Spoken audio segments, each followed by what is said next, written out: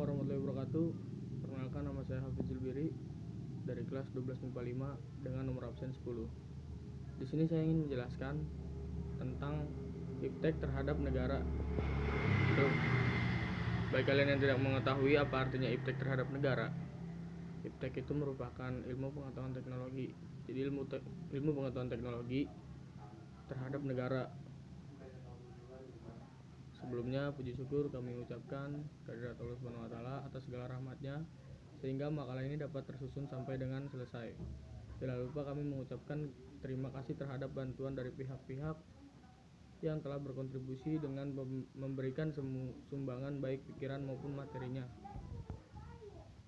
Saya sangat berharap semoga makalah ini dapat menambah pengetahuan dan pengalaman bagi pembaca. Bahkan kami berharap lebih jauh lagi agar makalah ini bisa membaca praktekan dalam kehidupan sehari-hari. Pertama, saya di sini ingin menyebutkan daftar isi. Bab 3, pengaruh kemajuan iptek terhadap Negara Kesatuan Republik Indonesia. A. Mengidentifikasi pengaruh kemajuan iptek terhadap NKRI. Jadi di sini kita ingin mengidentifikasi apa sih pengaruh kemajuan iptek, ilmu pengetahuan teknologi terhadap Negara Kesatuan Republik Indonesia. Dan pengaruh positif kemajuan iptek bagi kehidupan masyarakat berbangsa dan bernegara. B. Membangun sikap selektif dalam menghadapi berbagai pengaruh kemajuan iptek. Kita langsung masuk ke inti materinya ya. Pengaruh ilmu pengetahuan teknologi terhadap negara. A. Mengidentifikasi pengaruh kemajuan iptek terhadap Negara Kesatuan Republik Indonesia. Yang pertama, pengaruh positif kemajuan iptek bagi kehidupan bermasyarakat, berbangsa dan bernegara. 1. Atau A. Aspek politik. Tidak dapat kita pungkiri bahwa kemajuan iptek telah berhasil menanamkan nilai-nilai dalam kehidupan politik bangsa Indonesia yang selama ini dianggap tabu. Kemajuan iptek menjadikan nilai-nilai seperti keterbukaan, kebebasan, dan demokrasi berpengaruh kuat terhadap pikiran maupun kemauan bangsa Indonesia. B. Aspek ekonominya. Jadi di sini dalam aspek ekonomi. 1. Makin meningkatnya investasi asing atau penanaman modal asing di negara kita. Yang kedua, makin terbukanya pasar internasional bagi hasil produksi dalam negeri. Yang ketiga, mendorong para pengusaha untuk meningkatkan efisiensi dan menghilangkan biaya tinggi. Yang keempat, meningkatkan kesempatan kerja dan devisa negara. Yang kelima, meningkatkan kemakmuran masyarakat. Lalu ada yang ketiga atau yang C, aspek sosial budaya. Dalam aspek sosial budaya ini, kemajuan teknologi dan informasi yang ditandai dengan munculnya internet dan makin canggihnya alat-alat komunikasi secara langsung telah mempermudah kita untuk memperoleh informasi dari belahan bumi lainnya, sehingga kita secara tidak langsung telah melakukan proses informasi ilmu yang sangat bermanfaat bagi kita. Yang keempat, ada aspek hukum, pertahanan, dan keamanan. 1. Makin menguatnya supremasi hukum, demokratisasi, dan tuntutan terhadap dilaksanakannya hak asasi manusia. Yang kedua, menguatnya regulasi hukum dan pembuatan peraturan perundang-undangan yang memihak dan bermanfaat untuk kepentingan rakyat banyak. Yang ketiga, makin menguatnya tuntutan terhadap tugas-tugas penegak hukum seperti polisi, jaksa, hakim, dan lain-lain yang lebih profesional, transparan, dan dapat dipertanggungjawabkan. Yang keempat, menguatnya supremasi sipil dengan mendudukan tentara dan polisi sebatas penjaga keamanan, kedaulatan, dan ketertiban negara. Pengaruh. Sekarang masuk ke pengaruh negatif ipteknya ya. Yang pertama, aspek politik. Dalam aspek politik ini, pengaruh negatifnya yaitu nilai-nilai yang dibawa iptek seperti keterbukaan, kebebasan, dan demokratisasi tidak menutup kemungkinan akan disalahartikan oleh masyarakat Indonesia. Akibatnya hal tersebut terjadi akan menimbulkan terganggunya stabilitas politik nasional seiring dengan terjadinya tindakan-tindakan anarki sebagai reaksi terhadap sikap pemerintah yang menurut mereka tidak terbuka, tidak memberikan kebebasan dan tidak mendemonstrasi kepada rakyatnya. Lalu kita masuk dalam aspek ekonomi.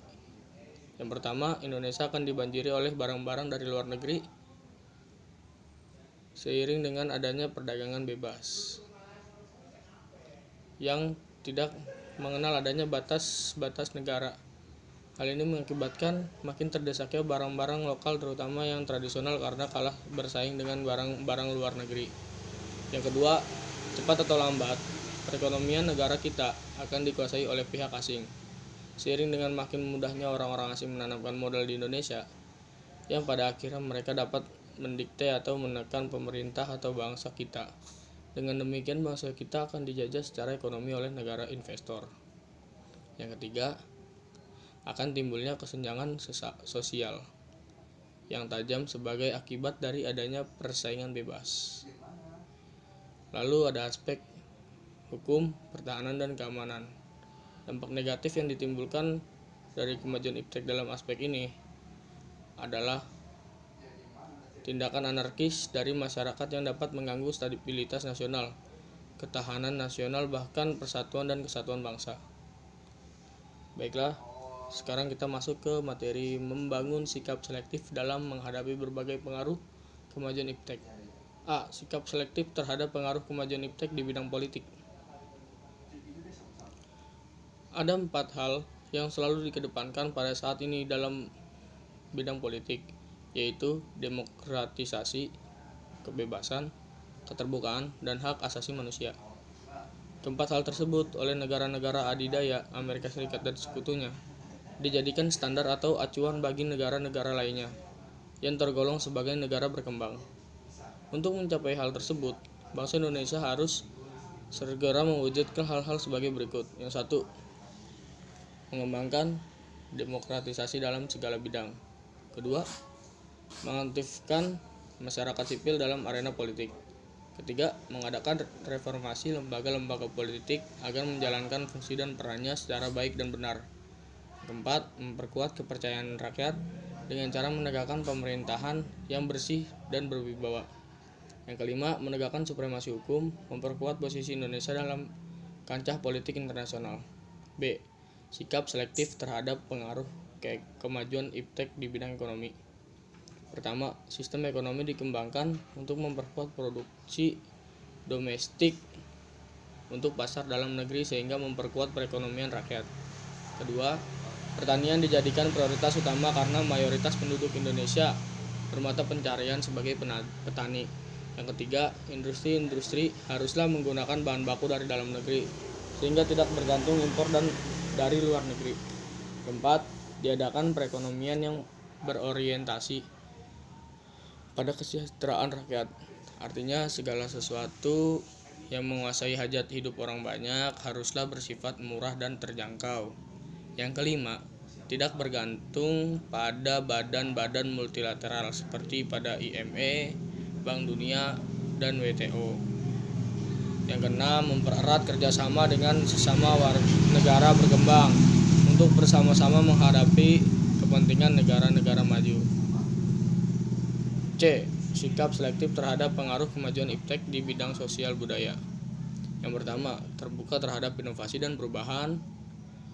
Lalu ada berorientasi pada masa depan daripada masa lampau. Dapat memanfaatkan kegunaan iptek, menghargai pekerjaan sesuai dengan prestasi, menggunakan potensi lingkungan secara tepat untuk membangun berkelanjutan, dan menghargai serta menghormati hak-hak asasi manusia. Nah, cukup sekian dari saya. Apabila ada salah-salah kata atau ada perkataan yang kurang jelas, mohon dimaafkan, karena sesungguhnya yang maha benar ialah Allah Subhanahu wa taala dan kami sebagai manusia adalah tempatnya kesalahan. Sekian, terima kasih. Wabillahi taufiq wal hidayah. Wassalamualaikum warahmatullahi wabarakatuh.